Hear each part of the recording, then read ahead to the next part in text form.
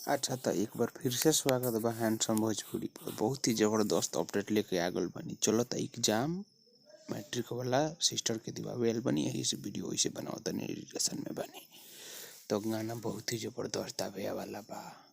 तो पता लगता कि गाना आई खेसारी लाल के बर्थडे के दिन। तो बर्थडे के हटावा तनी अलग। भौजी पूछेली कश्यप कौर अन्नपूर्णा फिल्म से आवता।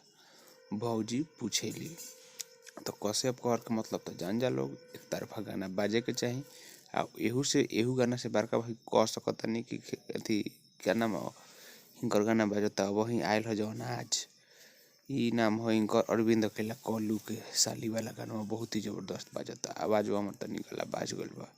तो गाना बहुत ही जबरदस्त होके वाला बा। सोना पांडे वीडियो में काम कइले बड़ी, अन्नपूर्णा फिल्म से आई। खेसारी लाल खुशी का कोई गाना के गइले बा लोग। कश्यप जी लिखे हुए हैं और म्यूजिक इनका है भाई, आप लोग देख लीजिएगा इसी पे। तो बहुत ही जबरदस्त ये गाना होने वाला है। गाना का मतलब सब कुछ हम बता दिए हैं। भौजी पूछेली मतलब क्वेश्चन मार्क के चेन पर भौजी पूछेली अन्नपूर्णा फिल्म से आएगा। जहाँ तक हमको लग रहा है कि गाना में आपको वो लाएगा केहू मारता तारा के डेरवावता, ऐसा ही कुछ गाना होने वाला है। ठीक है, तो वीडियो को ज़्यादा बड़ा नहीं करेंगे। वीडियो पसंद आए तो लाइक करिए, हैंडसम भोजपुरी को सब्सक्राइब करके एक प्यारा सा कमेंट करिए। हम मिलते हैं नया वीडियो में ऐसा ही कुछ ज़बरदस्त अपडेट लेकर। तब तक के लिए बाय, जय हिंद, जय भोजपुरी।